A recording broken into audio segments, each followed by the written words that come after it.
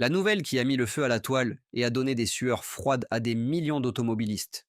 Un tribunal allemand a déclaré illégal le logiciel des Volkswagen Diesel, menaçant d'interdire jusqu'à 8 millions de voitures dans toute l'Europe. Tout le monde se posait la question. C'est la fin? Mon diesel va-t-il être transformé en un tas de ferraille inutile? Un an a passé et la tempête médiatique s'est calmée. Mais que s'est-il réellement passé une fois les caméras éteintes? Volkswagen a-t-il fait appel?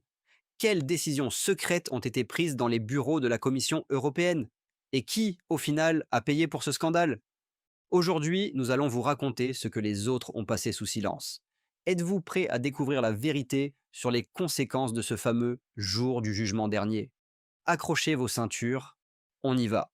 Alors, pour comprendre ce qui s'est vraiment passé, retournons à l'épicentre, en Allemagne, au tribunal de la ville de Schleswig. C'est précisément là que l'organisation écologiste DUH ou Deutsche Umwelthilfe, retenez bien leur nom, ce sont de vrais pitbulls, a remporté cette fameuse victoire éclatante contre Volkswagen. Le tribunal a statué que la fenêtre de température, cette fonction astucieuse qui désactive le traitement des gaz d'échappement par temps froid soi-disant pour protéger le moteur, est illégale. L'Office fédéral de l'automobile allemand, le KBA, n'aurait jamais dû approuver un tel logiciel après le Dieselgate. Le verdict a été qualifié de percé, car il pouvait concerner jusqu'à 10 millions de véhicules. Et c'est là que ça devient vraiment intéressant.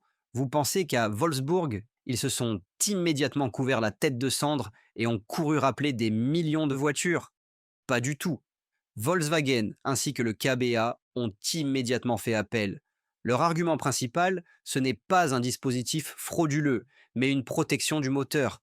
Et même selon une décision de la Cour de justice de l'Union européenne de 2022, c'est acceptable s'il n'existe pas d'autres solutions techniques. Et le résultat? L'appel a été rejeté. Oui, fin septembre 2025, la Cour administrative supérieure du Schleswig-Holstein a confirmé la décision initiale. On aurait pu croire que c'était le coup de grâce. Mais la machine judiciaire ne s'arrête pas si facilement. Volkswagen et le KBA ont annoncé qu'ils contesteraient cette décision devant la Cour administrative fédérale. Autrement dit, à l'automne 2025, il n'y avait toujours pas de décision finale et exécutoire, les obligeant à rappeler immédiatement toutes les voitures. C'est la tactique classique pour faire traîner les choses. Pendant que les juristes s'échangent des documents, des millions de Golf, Passat et Skoda Diesel continuent de circuler sur les routes d'Europe.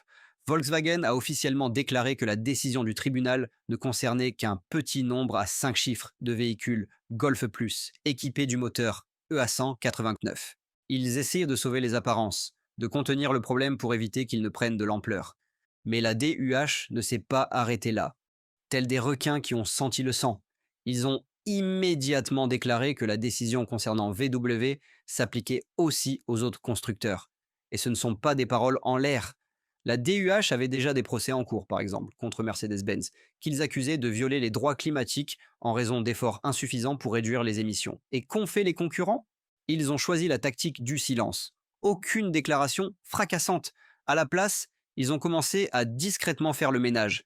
Des sources internes au secteur affirment que dans toute l'Europe, des campagnes de services et des mises à jour logicielles, sans lien direct avec la décision de justice, ont été lancées. Votre concessionnaire vous appelle et vous dit: «Bonjour monsieur, venez donc nous voir, nous avons une mise à jour importante pour améliorer l'efficacité de votre véhicule.» Mais en réalité, il corrige discrètement ces fameuses fenêtres de température pour ne pas se faire écraser par le rouleau compresseur de la justice, comme VW. C'était une véritable guerre de l'ombre, cachée aux yeux des automobilistes ordinaires. Et nous arrivons ici à la question principale pour chaque propriétaire. Combien d'argent ai-je perdu? Tout le monde s'attendait à un effondrement des prix sur le marché de l'occasion, mais l'apocalypse n'a pas eu lieu. Pourquoi? Premièrement, comme nous l'avons vu, il n'y a pas eu d'interdiction immédiate. Les batailles juridiques se sont éternisées. Deuxièmement, le marché s'est autorégulé. Début 2025, les analystes prévoyaient déjà que la valeur résiduelle des voitures diesel baisserait, mais lentement, d'environ 2,2% en 2025 et jusqu'à 3,7% en 2026. Pourquoi si lentement? Parce que l'offre de voitures d'occasion diminuait également, et la demande pour des diesels économiques, surtout dans des pays comme l'Autriche, restait stable. C'est un paradoxe. Mais c'est un fait. En 2025-2026, les voitures diesel et hybrides d'occasion se vendaient même plus vite que les voitures à essence ou 100% électriques. Les gens, effrayés par les prix de l'électricité et la lenteur des infrastructures de recharge, continuaient de faire confiance au bon vieux diesel. Donc, si vous avez perdu de la valeur, ce n'est pas beaucoup plus que ce qui est dû à l'usure naturelle. Le vrai coup dur n'a pas touché le portefeuille des automobilistes, mais les géants de l'industrie. Vous vous souvenez des annonces de licenciements chez Bosch et ZF? 13 000 personnes chez Bosch, près de 14 000 suppressions de postes prévues chez ZF. Ce n'était pas une conséquence directe d'une seule décision de justice. C'était le symptôme d'une maladie qui touchait tout le secteur. Le scandale des fenêtres de température n'a été que la goutte d'eau qui a fait déborder le vase. Ces entreprises, les piliers de l'économie allemande, se sont retrouvés entre le marteau et l'enclume.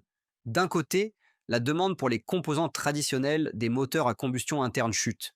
De l'autre, une concurrence féroce de la part de la Chine sur le marché des véhicules électriques. Ils ont été contraints de procéder à des licenciements massifs pour économiser des milliards d'euros et les réinvestir dans la production de moteurs électriques et de batteries. Pour eux, le jour du jugement dernier du diesel a été le signal d'une restructuration complète. Ils ont compris, c'est se transformer ou mourir. Mais toute cette histoire n'est que la partie émergée de l'iceberg. Pendant que les tribunaux s'occupaient du passé du diesel, son avenir se jouait dans les bureaux de Bruxelles. Je parle de la norme Euro 7. Ce qui a finalement été adopté, c'est de la gnognotte comparé aux plans initiaux. Imaginez, vous montez dans votre nouvelle Peugeot 3008 diesel, vous tournez la clé et rien ne se passe. Vous devez attendre 1 minute, voire deux, le temps que le système de dépollution chauffe. Et s'il gèle dehors, ça peut même être 5. Ensuite, en sortant de votre allée dans une côte bien raide, votre voiture refuse de dépasser les 10 km par heure parce que l'électronique limite la puissance du moteur froid. Ça ressemble à un délire, pourtant c'était de vraies propositions pour la première version d'Euro 7. Alors, pourquoi avons-nous échappé à ce cauchemar automobile? Grâce au lobby automobile. Des géants comme l'ACEA, l'Association des constructeurs européens d'automobiles, ont littéralement inondé les bureaucrates européens de rapports prouvant que de telles mesures tueraient l'industrie et rendraient les voitures neuves inaccessibles pour le commun des mortels.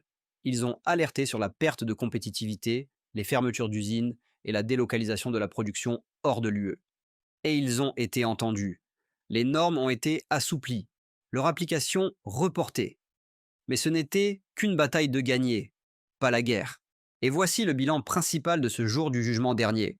Pendant que les géants européens étaient occupés par les procès, les licenciements et le lobbying, ils ont laissé passer le prédateur principal sans le voir, la Chine.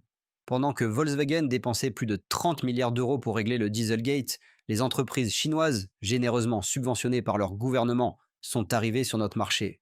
En juin 2025, leur part de marché des véhicules électriques en Europe a atteint le chiffre record de 10,6%. Des marques comme BYD, XPeng, MG ont connu une croissance explosive de leurs ventes. Ils ont utilisé la même tactique que les Japonais et les Coréens des décennies plus tôt. Construire des usines ici, en Europe, pour contourner les droits de douane et gagner la confiance des consommateurs. BYD est déjà en train de construire une usine gigantesque en Hongrie. C'est un paradoxe. Le procès contre le vieux diesel sale était censé accélérer notre transition vers un avenir électrique propre.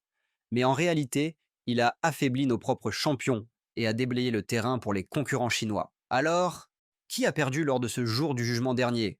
Pas seulement Volkswagen, et même pas les propriétaires de voitures diesel dont les véhicules n'ont pas beaucoup perdu de leur valeur. C'est toute l'industrie automobile européenne qui a perdu, elle qui, embourbée dans les problèmes du passé, risque de se retrouver sans avenir. Et c'est peut-être la leçon la plus importante de cette histoire. Qu'est-ce que vous en pensez?